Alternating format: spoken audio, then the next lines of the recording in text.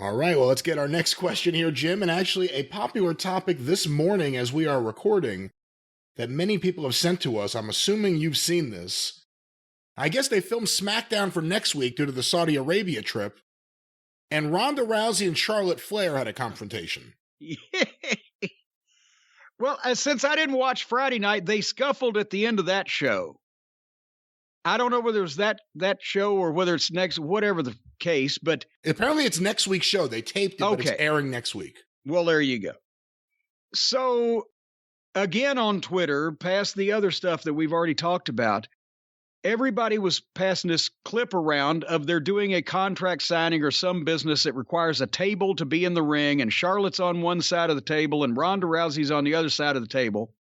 And as Charlotte stands up out of her chair, Ronda Rousey's already standing up and reaches out and grabs Charlotte by the head. And then what follows, it could possibly be the worst ever example in the history of professional wrestling of I'm going to run someone's head into something. And Ronda Rousey allegedly runs Charlotte's head into the table, and oh boy. Whose fault was that? Well, I've already explained it to a couple people on Twitter because everybody, well, that's just look at Charlotte. That's bullshit. She's just terrible. I'm sorry, ladies and gentlemen, but didn't we just talk about on The Experience the double head bonk spot when we were reading one of the agent reports? Yeah, just a couple days ago. Yeah. This was the live example of remember when I said if a motherfucker grabs you by the hair and jerks your hair back, or if he grabs you and tries to throw your head together, he don't know how to fucking work? Yep. Here was an example of it. The spot was obviously pre-set that Charlotte would stand up and Ronda Rousey would run her head in the table. However, apparently either Ronda Rousey just don't give a shit, or I can't believe nobody told her how to do it. And I don't know who the agents are anymore. Once again, where's Jack Lanza? Because Jack Lanza had a way of teaching people something without hurting their feelings, telling them first that they didn't know how to do it, right? So maybe one of the newer agents, one of the younger people, didn't want to hurt Ronda Rousey's feelings, like she wouldn't know how to fucking run somebody's head in the table, and didn't show her, just said run her head in the table and didn't show her. Charlotte, I don't know why that it's a live TV angle. When I have in the past worked and going to do something physical with people, even when they were people that knew what they were doing, I would go over it to make sure that I knew what they were going to do when, and or that I didn't fuck it up. But some way or another, I guess this was just on the honor system. Ronda, run her head in the table. So Charlotte stands up, and Ronda Rousey reaches out with her left arm, and I don't know if she's left-handed or not, but it wouldn't have mattered anyway. And if anybody wants to watch this clip while I'm giving this description, go ahead. She reaches out with her left hand and grabs Charlotte on the top of the head by the hair, and then just jerks straight down. Like if you were trying to do this for a shoot, she had no leverage. She had no positioning to do this. Anybody would just, besides the uncomfortableness of having your hair pulled, you could just pull away from it. But she reaches out and grabs the hair and jerks down immediately. And Charlotte tries to go with it. But then when she jerked down, she let go. And Charlotte just kind of continued going toward the table, because when somebody does something like that, you're not sure instantly what it looked like because you're concentrating on your shit. That's why this requires two people to do wrestling. It requires both guys or girls, whatever, to be on the same page. So she didn't have a fucking stance that made it look right to begin with. She reached out and grabbed her and just jerked her roughly. She didn't give her opponent time to get set to go. And then she let go, Ronda did, before she even followed through with it. So she would have had to have been as strong as Wonder Woman to just grab a grown adult by their head and jerk them for 6 inches, and that person's head is supposed to fly into the desk. And so Charlotte tried to boom and came back and staggered because by then she knew all this looked like shit. But again, it doesn't. Charlotte can redeem herself from that. Next time she gets in the ring and has a good match, nobody's going to remember that. Wise asses with clips on the internet. But subliminally, even after the Royal Rumble, where Rousey was in the ring and left to fend for herself, and she don't have enough experience and she looked like shit because it wasn't a routine that was planned out. She was having to vamp in there, as my old friend Bill Behrens used to say, ad lib. Now they've seen this. It's something else that looks screwy that she's involved in. If they don't start monitoring her stuff and or walking through it or going through it or doing something to get it down a little bit better, and they keep leaving her to have these rookie mistakes where in some cases she looks like a fan trying to wrestle, it's not going to do any favors for Ronda Rousey.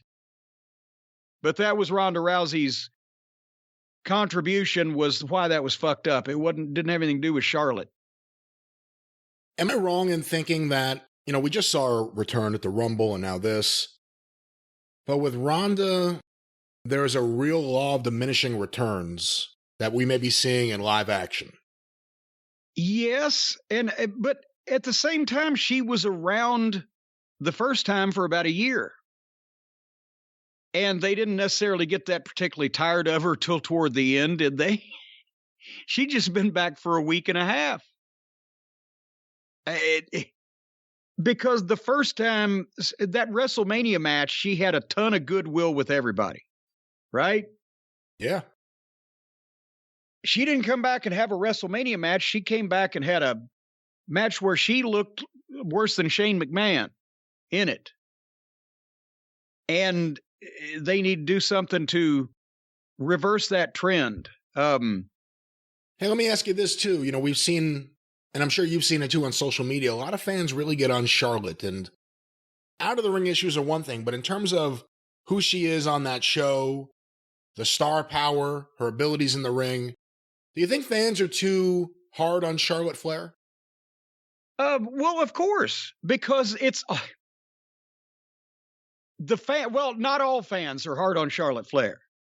Ward, you were a little hard on the Beaver last night. The fans that are hard on Charlotte Flair are the fans that think that either the frilly schoolgirls or their favorite girl wrestler that they like for some reason because she does a shooting star press or whatever are being held down because Charlotte Flair is an egotistical bitch and won't get out of the main events. That's what they think, that there is a subgenre of wrestling fans that likes and is immersed in and prefers girls wrestling. And they want the little cute girls that do all the fancy moves and do the flips. And they watch that, Stardom in Japan. And, Uncle Dave will report on the 5-star matches held by Uwe Watamubi, and nobody knows who these people are. Or then there's the element of the fans that like the WWE girls on the bottom of the card because they're either pretty and they got a crush on them, or because they do the fancy moves. But the reason why that Charlotte is on top is because she looks and carries herself like a star. She overperforms athletically in a lot of her matches. She can talk to people and be a condescending ice queen bitch. And much in the same fashion as Becky Lynch is a great promo, and she got over with her personality in an opposite direction. That's why those, and Sasha Banks, she's got a devoted audience, but the girls at the top are there because they can talk, and there's very few of them. They can talk and they can work and they get over with people emotionally rather than just, oh, look at those girls doing those gymnastics. And that's what a certain section of the fans can't stand about Charlotte. She's a better worker than the trampoline girls that they're fans of. Well, obviously, it takes a lot to be a top women's star in wrestling. And, it takes a lot of balls, I think, to really make yourself a top star and keep yourself there. And I would think that if you have the balls to be a top star, you may want to shave them. And how's that for a transition? Well, I'll tell you what, I'm not sure that Charlotte or any of the other people we talked about are going to be using the ball-shaving Manscaped products, but nevertheless, our friends at Manscaped, folks, I'll tell you what, they've got a new product out, a new package.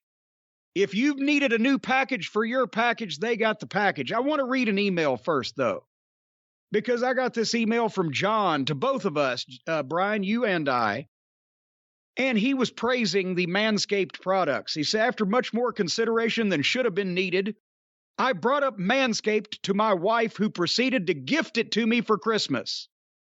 Obviously, since this was done beyond my knowledge, I couldn't tell you the package she had purchased, but it included the Weed Whacker, the Crop Preserver, the Crop Reviver, and the coup de grace, the vaunted Lawnmower 4.0. And that, of course, is the perfect package that they purchased.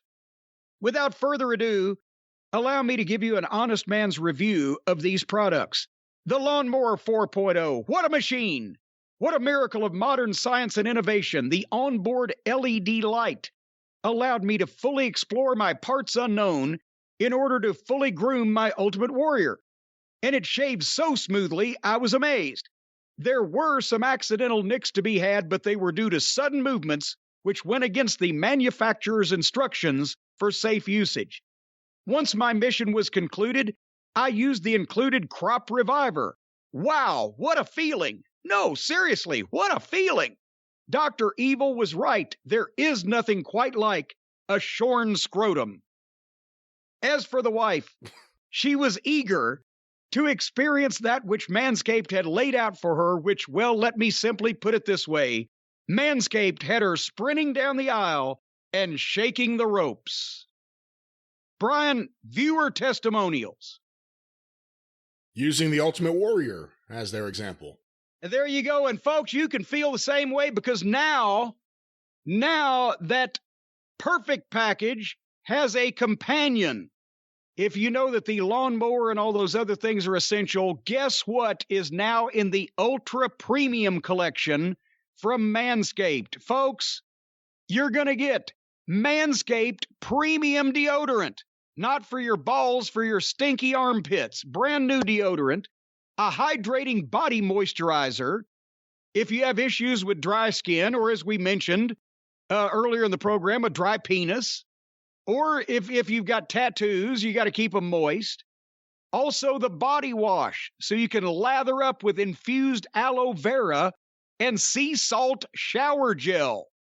Shampoo and conditioner, 2-in-1, plus a free gift, a 3-pack of lip balm that's made up of vitamin E, peppermint, eucalyptus oil, so you can blow somebody on Broadway and not get chapped lips. Uncle Dave, are you listening? That is 4 products and a free gift inside the Ultra Premium collection. Of course, all the products cruelty-free, paraben-free, vegan-friendly, dye-free. They're not money-free. You got to pay for them. But we can save you some money. You want to get the Ultra Premium collection hot off the shelves? You can get 20% off and free shipping with the code DRIVE, D-R-I-V-E, at manscaped.com. 20% off, free shipping. The code word is DRIVE. Well, first you knock 3 times. They'll knock back twice. Actually, that's 3.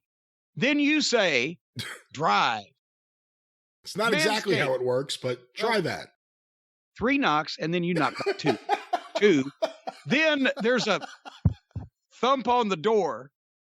Then you give an elbow right there, and then they'll say, hooty hoot, hooty hoot. And then you say, drive. You get 20% off. What is it, Master P? Who's behind that door? Hooty hoo. Hooty hoo, hooty hoo.